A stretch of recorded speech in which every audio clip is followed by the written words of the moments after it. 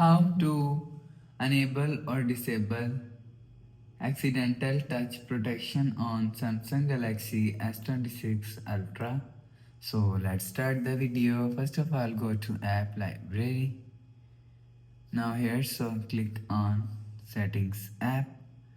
Now in setting, scroll down and click on display.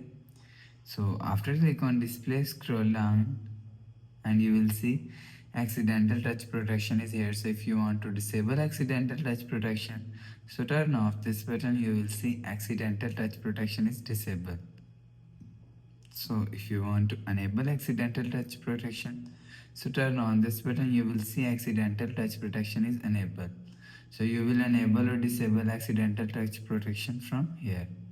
So after the process, go back to home screen, refresh phone. So that's how you can enable or disable accidental touch protection on Samsung Galaxy S26 Ultra.